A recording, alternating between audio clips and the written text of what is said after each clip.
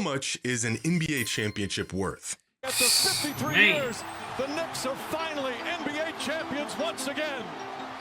A ring is a ring, but intuitively, we as fans know that not all rings hold the same value. I ask this question because 2 weeks ago, the New York Knicks did what many doubted they could, and they didn't just win the NBA Finals, they completely dominated in the finals on their way to their first championship in over half a century. And while fans celebrated and the city of New York rejoiced in their rise back to glory, there was one reaction to their success and the culture of winning in the NBA that made headlines. What happened? I like to know that greatness is validated. How do we know that any of the last 8 champions are actually validated because they have not done it again? Giannis is itching to get out. Boston is thinking about trading Jaylen Brown. They don't believe in their one championship. LeBron's one championship in LA was not enough. So why would it be enough for us? Validate is the Larry O'Brien that I put on that shelf and stays there forever. That's the validation. The Laker thing. Oh, you mean participation trophy then? I'm sorry, Larry O'Brien is a participation trophy? If everybody gets one. Yes, you heard that correctly. The pinnacle of the sport, the ultimate goal every basketball player sets to achieve from the first time they ever lace up is nothing but a participation trophy. This, my friends, is a symptom of ring culture. When nothing matters but hoisting the trophy at who started ring culture? the end of the season, and even that is invalid if you've only done it once. But ring culture fails to address one key thing. Not all rings are created equal. Dirk Nowitzki has 1 ring, but it was arguably the most difficult championship won in modern NBA history. It's held to such high regard, it might as well be 2 rings. But then there's Kevin Durant, who actually does have 2 rings, but he had to join an already polished record-breaking Warriors team to get them. Dirk's Like it's 1 4. is almost universally regarded as greater than Durant's. Nobody, I don't know if y'all gonna hate me in my comments for this. I don't look at it like that, bro. I don't think Dirk is on the level of KD. I just don't see that. I'm sorry. I mean, that's just me though. And this same logic can be applied in different circumstances, even across eras. I don't think rings like, I think Jordan was the GOAT before he had 1 ring. That's just me though. I think KD without any rings player is greater. The guy with 11 rings or the guy with 6? Probably the player who has 11, right? Well, what if the player who won 11 did it in the 60s when the league only had 8 to 14 teams? And what if the guy with 6 won them in historically dominant fashion in a much more competitive league? Going against everything you learned in math class, in some situations, 6 is actually greater than 11. But can this same exact logic be applied to today's league? If the evolution of the league makes it clear that Jordan's 6 is greater or at least equivalent to Russell's 11, then what is the equivalent to Jordan's 6 rings in today's NBA? 2 rings? 3?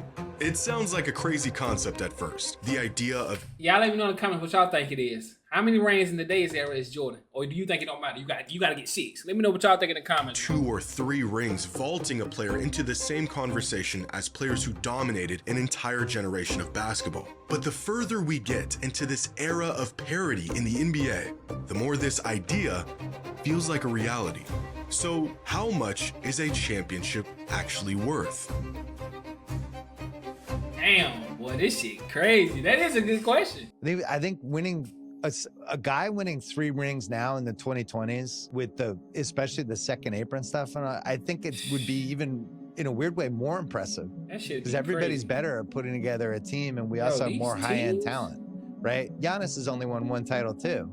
If Jokic wins 1 title and that's it, he's going to be the ultimate sort of barometer for this, because the statistics are going to say he's a top whatever single-digit player of all time. I think the big thing to remember when you talk about this stuff is what era was the guy in and how good was the league, how competitive it was, right? And I just wonder, like, is it just everybody's going to win 1 or 2 now going forward?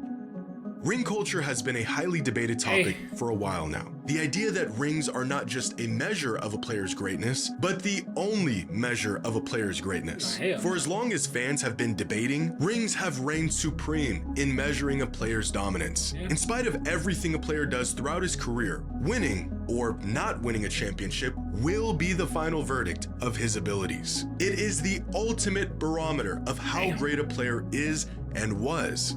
But what do we do if that barometer breaks? What do we do when the criteria for measuring greatness isn't properly calibrated?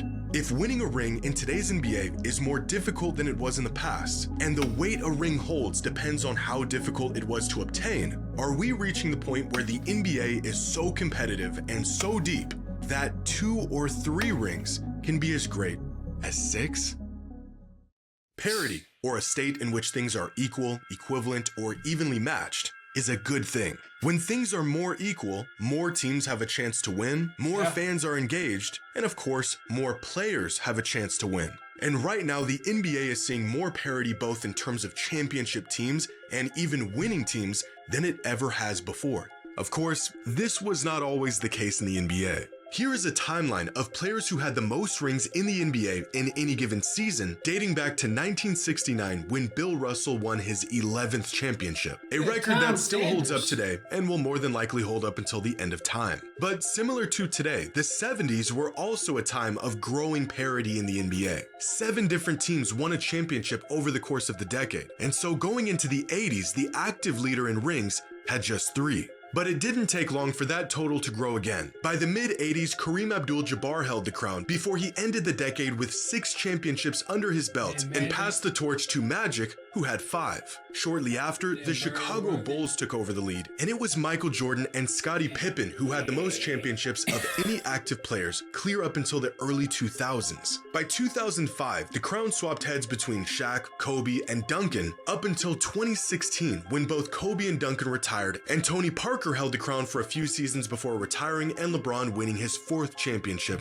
Hey, Tony Parker and Ginobili had, that's crazy. I didn't even know that. That's crazy. Kobe ran the league for what, 1, 2, 3, 4 years by himself. Stop playing. Kobe said, yeah, I'm running by myself. In 2020. A couple years later, the Warriors won a ring in 2022, and since then, nothing has changed. Which leads us to winning in 2022, and since then... Look at this. LeBron, Curry, Clay, Draymond. This shit been the same for the last 5 years. LeBron, Curry, Clay, and Draymond need to go ahead and retire, man. Let that shit go, man. Nothing has changed. Which leads us to where we are today, where among Hall of Famers and all-time greats, the active players with the most rings in the league today are LeBron, Steph, Clay, and Draymond, each with 4. But what happens when these players are gone? Soon enough, these guys will retire, and the next group of players will take the mantle as the league's legacy players. Jokic, Giannis, Luka, Shea, Tatum, all of these players with either 0 or just 1 ring. Now, we don't know how the next decade of basketball will play out. 1 or 2 of these players could go on a tear and win 2, 3 rings. But if the past 8 seasons is any indication of what's to come, even the greatest players in the league today may struggle to win more than 1 championship throughout the course of their entire career, which, according to ring culture, disqualifies them from being included among the true all-time greats of the sport. Are these current players simply not as great? I tell you right now, if Luka don't win a ring, oh man, that's gonna be tough. As those that came before them? Or are we misinterpreting the value of a championship altogether? Go to the EC and win one. Joining us, this is incredible. You'll be back during the playoffs at some point, so we'll look forward to that. 7 rings. Can you just loan him one? Just one. Nah, dog, you got to earn it. It would be right if I gave it to you, right? You did a lot of great things in NBA, but you know. Earn it is crazy. You heard the man. You got to earn your rings. If there's any player that knows a thing or two about rings, it's this guy. Robert Horry. He's got the most rings of any player in modern NBA history. 7 championships in his 16-year career, and he hits some of the biggest shots in playoff history, thus giving him the nickname Big Shot Bob. And he said this to Tracy McGrady, who of course never won a ring. And by this is nasty. This is nasty right here. This is nasty. Like this is nasty work. This is nasty, but this is what we talking about, bro. And then you got people in the comments that be like, bro, Tracy McGrady can't say nothing about playoffs or rings, bro. He never. Tracy McGrady? Ring culture standards, this is a perfectly normal and applicable thing for Mr. 7 Rings to say to Mr. 0 Rings. Hell no. There's only one That was problem. crazy. Robert Horry averaged 8 points a game in the playoffs, was not the driving force behind those rings, and only even started in 2 of those championship runs. Tracy McGrady is one of the 50 greatest players to ever lace up. This is the effect ring culture has on basketball. If you didn't know any better, you would think Charles Barkley was an absolute slouch the way Shaquille O'Neal addresses him on television. That his opinion on winning and dominating the It's a difference, bro, because Shaq got 3 of them things. It's different with somebody who, like, Shaq was averaging 40 and 2. When he talking to Charles, we know he playing with Charles. Charles, you know what I'm saying? But he do be talking crazy to Charles sometimes. field is invalid because he never won a ring. Charles Barkley was a league MVP, that's a fact. went toe-to-toe with MJ in the finals and was one of the best players of an entire generation. Yes, When Charles rings was like mean that. everything, not winning one, or in some cases not winning enough of them, means you'll always be one step below those who did, regardless of everything else you accomplished. That shit Which dead. begs the Not to me. question. If the NBA is truly in an era of parity and the evolution of the league now makes it nearly impossible for a couple of players to hoard multiple championships for themselves, how will we remember Nikola Jokic if he only retires with one? How will we remember Giannis Antetokounmpo if he only retires with one? Both of them are top 15 players of all time with 1 championship. It's a fact. Or Luka Doncic, if or when he gets to that point. See, Luka, I At don't this know. rate, will anyone ever get within reach of GOAT status? And is this era of parity really just an era? Or is this just the new standard for the NBA and what's to come in the future? First of all, there would never be another GOAT besides, like, you know why I ain't gonna get 6 rings again? Ain't gonna happen. Jordan was out that bitch doing alien shit. So, From Dustin Nielsen, why is ring culture so much more prevalent in the NBA than in other sports? yeah, I don't why? know why it's discussed so much in our sport. No. NFL though, they writing culture too sometimes. They be And why it's the all be all of everything. Like, Not like the okay, NBA, or if you won one, then you Not can't enough. be in the same conversation with this person. It's like, But that's a great point because what you're saying is like, no matter what you have, you need more. No matter what. Right. No matter what. It can never end. yeah, a ring is a team accomplishment. Right. We got to be careful sometimes how we can be so dismissive of a team, a player, an accomplishment, or a failure, because these are the best in the world, no matter how you slice it. He doesn't have a ring. It's like, have you actually sat down and actually like watch the game. really looked at this guy's career and what he was able to accomplish, you know?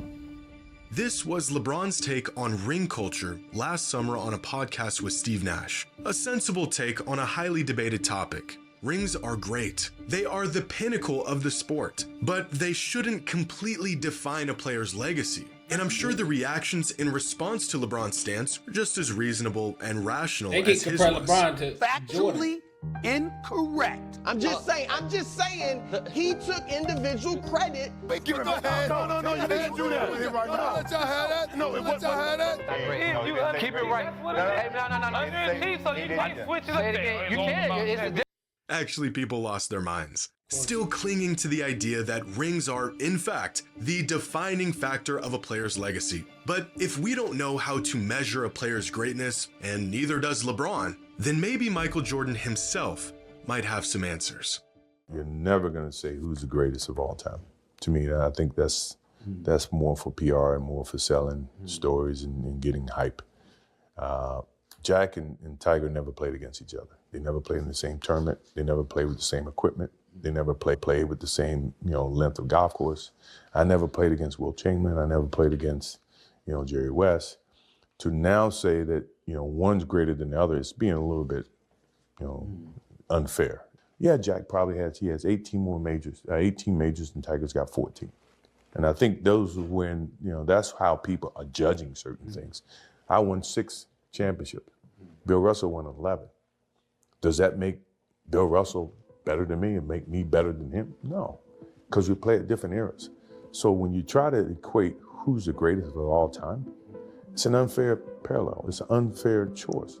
What Michael is alluding to Goat is said it, man. precisely the flaw with using rings as a measuring stick for greatness. Ring culture tends to ignore context. The era they played in, the path a team had to go through, the fashion in which they won it. when in reality, it is the context itself that is the true measure of a player's game. Steph Curry is the greatest shooter of all time and arguably the greatest point guard of all time, and he's got 4 rings to prove it. Bro, I'm not gonna lie, bro. This is another take y'all gonna hate me on. I think Curry is so overrated, bro. I'm talking about one of the most overrated players of all time. But even for a player of his caliber, getting to 4 took an extremely unlikely set of circumstances to pull off. It took one of the greatest players of all time in his prime joining their 73-win team, as well as a historic salary cap spike in that exact offseason to create the perfect storm to build on their already championship roster. It took 2 completely unprecedented events for a generational talent to get to 4 rings. A similar sentiment could be said about LeBron, a top 2 player to ever touch a basketball, and he had to leave the team that drafted him, build a juggernaut in Miami, and put together the greatest comeback in NBA history just to get to 4 rings. And not only did it take NBA history...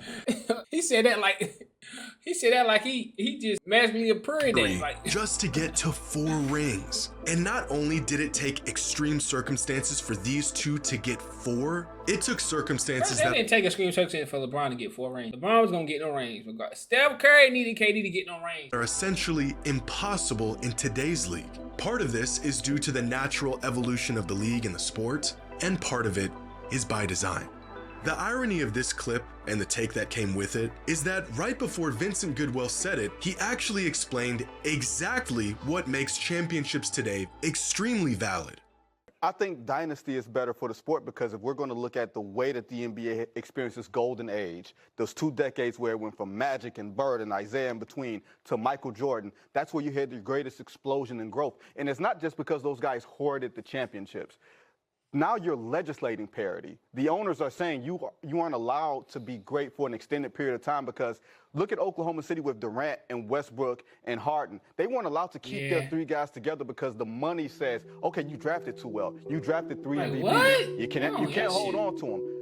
Through a combination of smarter teams, better front offices, advanced analytics, deeper rosters, larger talent pools including international players, and rules set in place explicitly designed to prevent teams from building dynasties, it is harder now, or at least as I've said before, it is more equitable now to win a championship than ever before. This era of parity could very well be a phase in NBA history. Eventually, someone has to lead their team to multiple titles among this generation of great players.